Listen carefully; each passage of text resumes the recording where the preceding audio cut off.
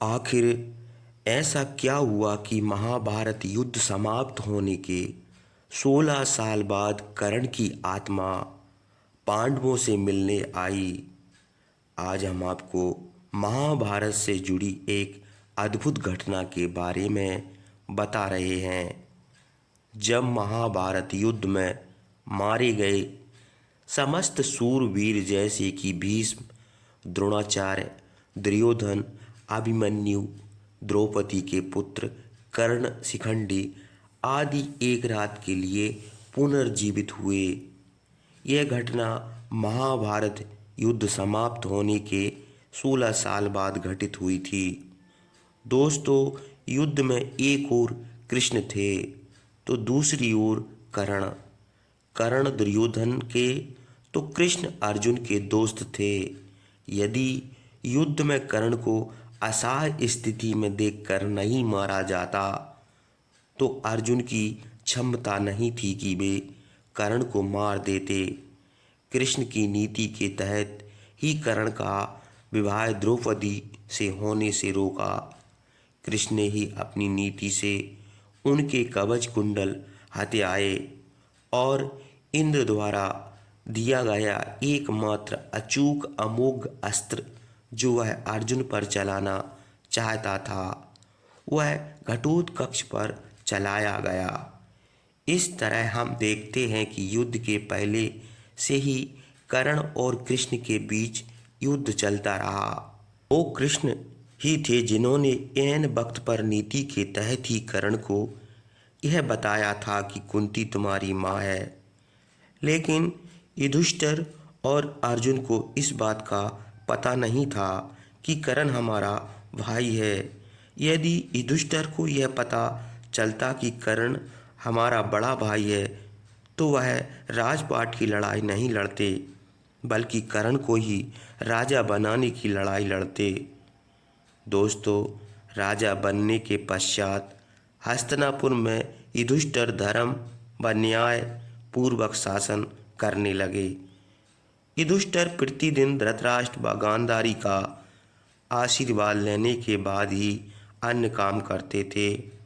इस प्रकार अर्जुन, नकुल, सहदेव, द्रौपदी आदि भी सदैव धृतराष्ट्र व गांधारी की सेवा में लगे रहते थे। लेकिन भीम के मन में धृतराष्ट्र के प्रति हमेशा द्वेष भाव ही रहता। भीम धृतराष्ट्र के सामने कभी ऐसी बातें भी कह देते जो कहने योग्य नहीं होती थीं। इस प्रकार धृतराष्ट्र गांधारी को पांडवों के साथ रहते रहते 15 साल गुजर गए।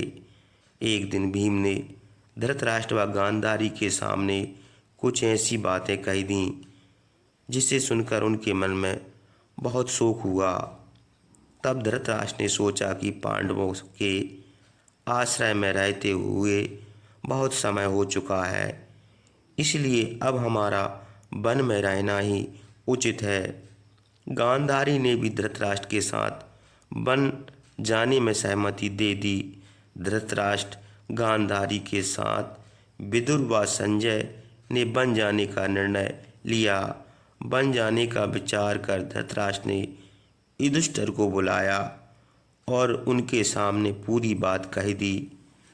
पहले तो युधिष्ठिर को बहुत दुख हुआ, लेकिन बाद में महर्षि वेद व्यास के कहने पर युधिष्ठिर मान गए। जब युधिष्ठिर को पता चला कि धृतराष्ट्र व गांधारी के साथ विदुर व संजय भी बन जा रहे हैं तो उनके शोक की सीमा न रही। धृतराष्ट्र ने बताया कि वे कार्तिक मास की पूर्णिमा को वन के लिए यात्रा करेंगे। वन जाने से पहले धृतराष्ट्र ने अपने पुत्रों व अन्य परिजनों के श्राद्ध के लिए युधिष्ठिर से धन मांगा। दोस्तों, भीम ने द्वेष बस धृतराष्ट्र को धन देने से इनकार कर दिया। तब युधिष्ठिर ने उन्हें फटकार लगाई और धृतराष्ट्र को बहुत सा धन देकर श्राद्ध कर्म संपूर्ण करवाया। तय समय पर धृतराष्ट्र, गांधारी, विदुर व संजय ने वन यात्रा प्रारंभ की। इन सभी को वन जाते देख पांडवों की माता कुंती के भी वन में निवास करने का निश्चय किया। पांडवों ने उन्हें समझाने का बहुत प्रयास किया, लेकिन कुंती भी धृतराष्ट्र और गांधारी के साथ वन चली गई। धृतराष्ट्र आदि ने पहली रात गंगा नदी के तट पर व्यतीत की। कुछ दिन वहां रुकने के बाद धृतराष्ट्र, गांधारी, कुंती, विदुरवा, संजय कुरुक्षेत्र आ गए। यहाँ महर्षि वेदव्यास से वनवास की दीक्षा लेकर यह सभी महर्षि सतयुग के आश्रम में निवास करने लगे। वन में रहते हुए धृतराष्ट्र घोर तप करने लगे। तब से उनके शरीर का मांस सूख गया। सिर पर महर्षि की तरह जटाएं धारण कर वे और भी कठोर तप करने लगे। तब से उनके मन का मोह दूर हो गया। गांधारी और कुंती भी तप में लीन हो गईं। विदुर और संजय इनकी सेवा में लगे रहते और तपस्या किया करते थे। इस प्रकार वन में रहते हुए धृतराष्ट्र आदि को लगभग 1 वर्ष बीत गया। इधर हस्तिनापुर में एक दिन राजा युधिष्ठिर के मन में वन में रह रहे अपने परिजनों को देखने की इच्छा हुई। तब युधिष्ठिर ने अपने सेना प्रमुख को बुलाया और कहा कि वन जाने की तैयारी करो। मैं अपने भाइयों व परिजनों के साथ वन में रह रहे महाराज धृतराष्ट्र, माता गांधारी व कुंती आदि के दर्शन करूंगा। इस प्रकार पांडवों ने अपने पूरे परिवार के साथ वन जाने की यात्रा प्रारंभ की। पांडवों के साथ वे नगरवासी भी थे जो धृतराष्ट्र आदि के दर्शन करना चाहते थे। पांडव अपने सेना के साथ चलते चलते उस स्थान पर आ गए जहाँ धृतराष्ट्र, गांधारी और कुंती रहते थे। जब युधिष्ठिर ने उन्हें देखा तो वे बहुत प्रसन्न हुए और मुनियों के वेश में अपने परिजनों को देखकर उन्हें शोक भी हुआ। धृतराष्ट्र, गांधारी और कुंती भी अपने पुत्रों व परिजनों को देखकर बहुत प्रसन्न हुई। जब युधिष्ठिर ने वहाँ विदुर जी को नहीं देखा तो धृतराष्ट्र से उनके बारे में पूछा। धृतराष्ट्र ने बताया कि वे कठोर तप कर रहे हैं। तभी युधिष्ठिर को विदुर उसी ओर आते हुए दिखाई दिए, लेकिन आश्रम में इतने सारे लोग को देखकर विदुर जी पुनः लौट गए। दोस्तों, युधिष्ठिर उनसे मिलने के लिए पीछे पीछे दौड़े। तब वन में एक पेड़ के नीचे उन्हें विदुर जी खड़े हुए दिखाई दिए। उसी समय विदुर जी के शरीर से प्राण निकले और युधिष्ठिर में समा गए। जब युधिष्ठिर ने देखा कि विदुर जी के शरीर में प्राण नहीं है तो उन्होंने उनका दाह संस्कार करने का निर्णय लिया। तभी आकाशवाणी हुई कि विदुर जी संन्यास धर्म का पालन करते थे, इसलिए उनका दाह संस्कार करना उचित नहीं है। यह बात युधिष्ठिर ने आकर महाराज धृतराष्ट्र को बताई। युधिष्ठिर के मुख से यह बात सुनकर सभी को आश्चर्य हुआ। युधिष्ठिर आदि सभी ने वहां रात बिताई। अगले दिन धृतराष्ट्र के आश्रम में महर्षि वेदव्यास आए।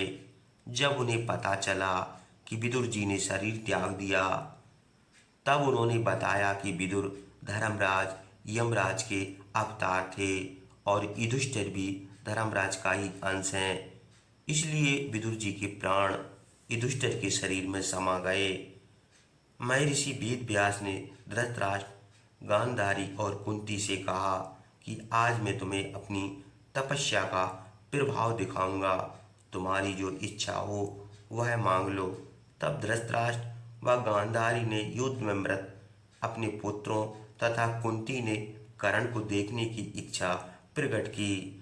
द्रौपदी आदि ने कहा कि वह भी अपने परिजनों को देखना चाहती हैं। महर्षि वेदव्यास ने कहा कि ऐसा ही होगा। युद्ध में मारे गए जितने भी वीर हैं उन्हें आज रात तुम सब देख पाओगे। ऐसा कहकर महर्षि वेदव्यास ने सभी को गंगा तट पर चलने के लिए कहा। महर्षि वेदव्यास के कहने पर सभी गंगा तट पर एकत्रित हो गए और रात होने का इंतजार करने लगे। रात होने पर महर्षि वेदव्यास ने गंगा नदी में प्रवेश किया और पांडव व कौरव पक्ष के सभी मृत योद्धाओं का आह्वान किया। थोड़ी ही देर में भीष्म, द्रोणाचार्य, कर्ण, दुर्योधन, दुशासन, अभिमन्यु, धृतराष्ट्र के सभी पुत्र, घटोत्कच, द्रौपदी के पांचों पुत्र, राजा द्रुपद, धृष्टद्युम्न, शकुनी, शिखंडी आदि वीर जल से बाहर निकल आए। उन सभी के मन में किसी भी प्रकार का अहंकार न क्रोध न था। महर्षि वेदव्यास ने धृतराष्ट्र व गांधारी के दिव्य नेत्र प्रदान कर दिए थे। अपने मृत परिजनों को देख सभी के मन में हर्ष छा गया। सारी रात अपने मृत परिजनों के साथ बिताकर सभी के मन में संतोष हुआ। अपने मृत पुत्रों, भाई, पतियों व अन्य संबंधियों से मिलकर सभी का संताप दूर हो गया। तब महर्षि वेदव्यास ने वहां उपस्थित विधवा स्त्रियों से कहा कि जो भी अपने पति के साथ जाना चाहती हैं वे सभी गंगा नदी में डुबकी लगाएं।